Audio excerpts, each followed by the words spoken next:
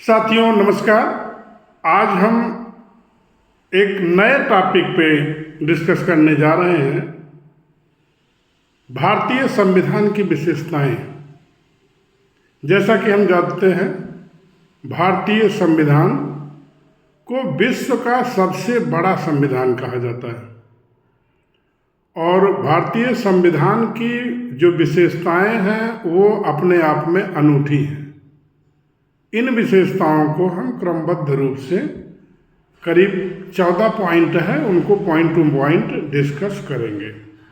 सबसे पहला पॉइंट है कि ये लिखित, निर्मित एवं व्यापक संविधान है, सर्वाधिक व्यापक संविधान है। प्रसिद्ध विद्वान एच.बी. कामत ने कहा था कि ये हमारे लिए गर्व की बात है कि हमारे पास विश्व का सबसे बल्किएस्ट भारी भरकम संविधान है। उस विद्वान का नाम एच.बी. कामत। और ये स्वनिर्मित संविधान है जिसको देश के लोगों ने ही बनाया है। जैसा कि स्पष्ट है कि जो संविधान सभा थी उसके द्वारा संविधान बनाया गया और सबसे विशिष्ट बात है कि वह संविधान सभा संसद के रूप में भी कार्य करती थी।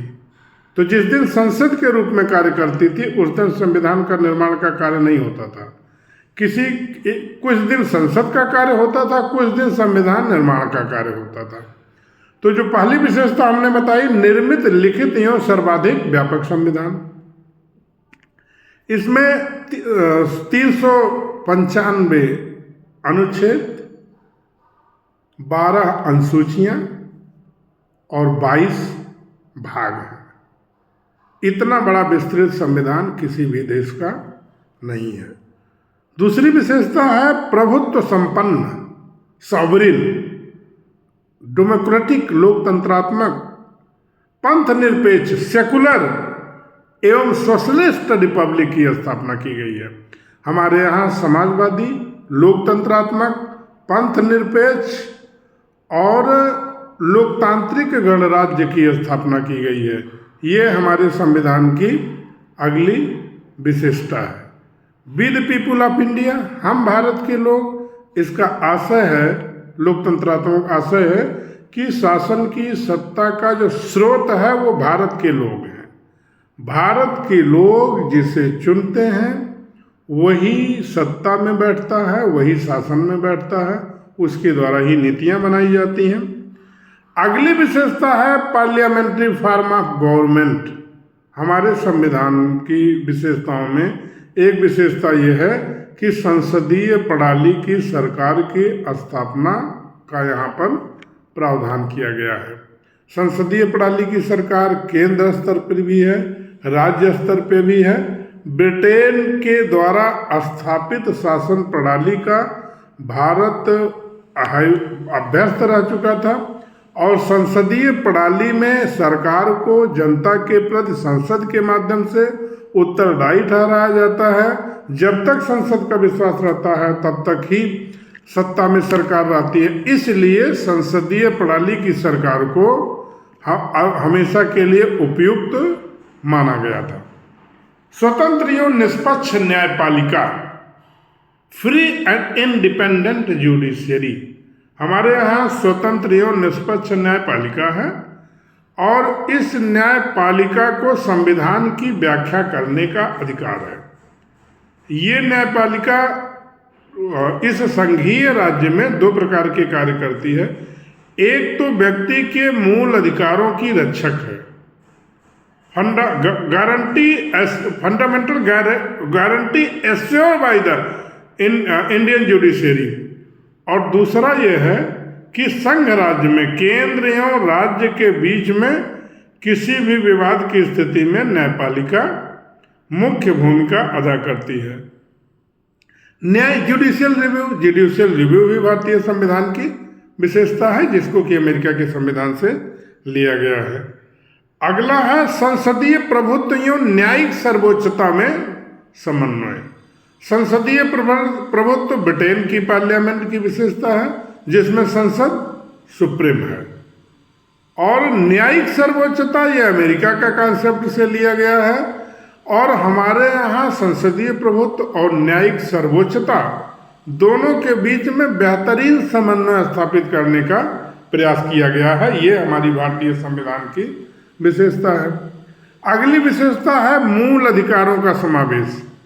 संविधान के भाग 3 में अनुच्छेद 12 से लेकर के 35 तक मूल अधिकारों का वर्णन किया गया है, जिसमें 14 से लेकर के 18 तक समानता का अधिकार, 19 से लेकर के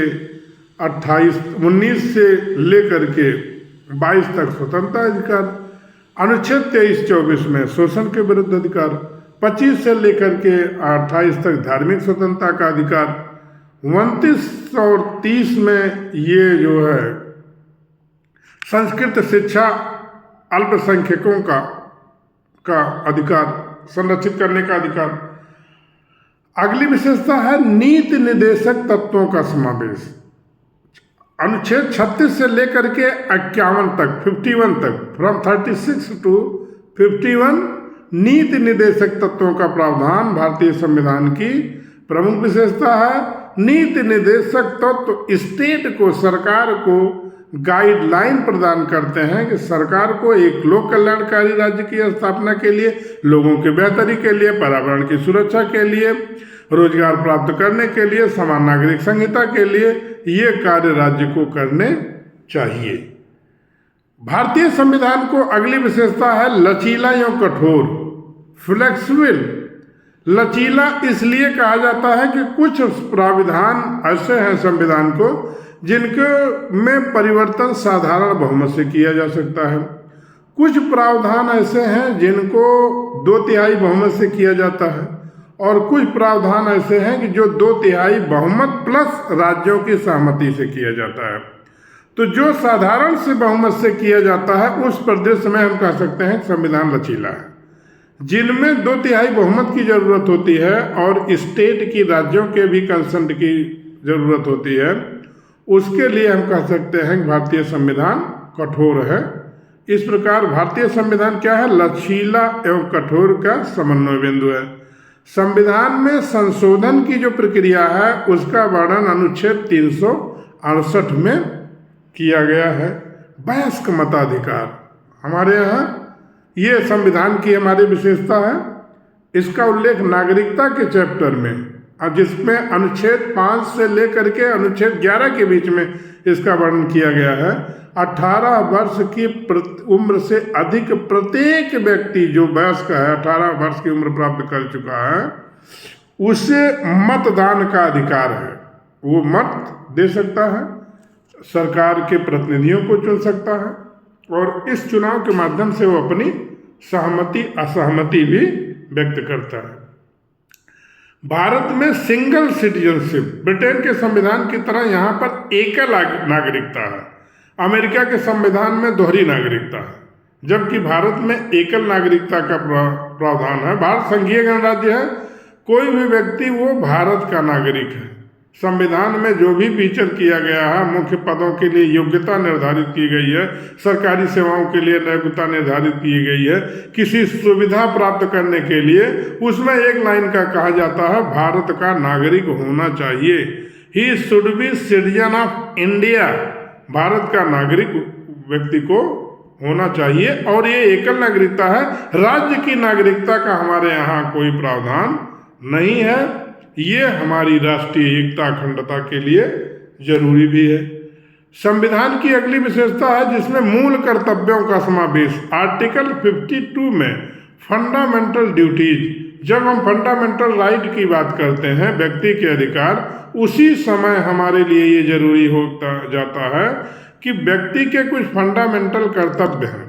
फंडामेंटल कर्तव्यों का भी उल्लेख संविधान में किया गया है। स्वर्ण सिंह समिति की अनुशंसा के आधार में बाद में इसका समावेश किया गया। रसा के संविधान में भी फंडामेंटल कर्तव्यों का वर्णन किया गया है। फंडामेंटल कर्तव्य ये डिसाइड करता है कि राष्ट्र के प्रति, समाज के प्रति व्यक्ति का क्या दायित्व है, और वो इस तरह अपने कर्तव्यों को पूरा करे जिससे सह अस्तित्व को प्राप्त किया जा सके। कल्याणकारी राज्य की स्थापना का उद्देश्य, अनुच्छेद 39 में कहा गया है कि भारतीय संविधान में कल्याणकारी राज्य का उद्देश्य प्राप्त किया जाएगा। अटेनमेंट ऑफ गुड लाइफ, अच्छे जीवन की प्राप्ति, जिसमें सरकार के द्वारा ज़्यादा से ज़्यादा आम लोगों के जीवन को सुकर बनाया जाएगा। उदाहरण के लिए वृद्ध, कमजोर, विकलांग, विधवा, आर्थिक रूप से पिछड़े, इनके लिए लोक कल्याणकारी नीतियां बनाई जाएंगी। कुछ प्रावधान किए जाएंगे जिससे कि उन नीतियों कार्यों में लोक कल्याण, पब्लिक वेलफेयर दिखे, पब्लिक इंटरेस्ट दिखे, नेशन फर्स्ट दिखे। ये है लोक कल्याणकारी राज्य की अवधारणा, जिसका उल्लेख भारतीय संविधान में किया गया है। अगला बिंदु है सामाजिक समरसता एवं न्याय की स्थापना। इसका वर्णन संविधान की प्रस्तावना में ही कर दिया गया है। सामाजिक समरसता, बंधुता और न्याय स्थापित, सामाजिक न्याय, राजनीतिक न्याय, आर्थिक न्याय, इसका संविधान के विभिन्न भागों में ये बिखरा पड़ा है। और ये सामाजिक समरसता, विश्व बंधुत्व, न्याय की स्थापना, ये भारतीय संविधान की विशेषताओं में एक प्रमुख विशेषता है। अगली विशेषता है वैश्विक शांतियों सा अस्तित्व। इसका उल्लेख संविधान के अनुच्छेद 51 में किया गया है। भारतीय संविधान अंतर्राष्ट्रीय शांति की बात करता है, सह अस्तित्व की बात करता है, जियो और जीने दो।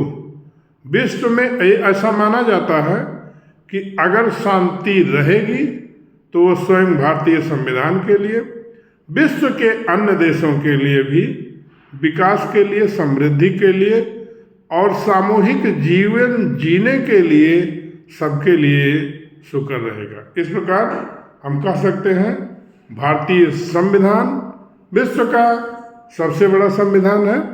भारतीय संविधान की विशेषताओं में प्रमुख रूप से ये लिखित संविधान है, सबसे बड़ा व्यापक संविधान है, ये निर्मित संविधान है, लचीला एवं कठोर का इसमें समन्वय पाया जाता है, एकल नागरिकता है, वयस्क मताधिकार है, संसदात्मक प्रणाली की सरकार की यहाँ पर स्थापना की गई है, ज्यूडिशियल रिव्यू का प्रावधान है, संसदीय सर्वोच्चता एवं न्यायिक स्वतंत्रता का आपस में समावेश किया गया है, मूल कर्तव्यों का समावेश है, मूल अधिकारों का उल्लेख किया गया है और नीति निर्देशक तत्वों का उल्लेख किया गया है, अंतर्राष्ट्रीय शांति और सहिष्णुता के बनाए रखने की बात की गई है, सामाजिक न्याय, समरसता, बंधुत्व को प्राप्त करने की बात की गई है।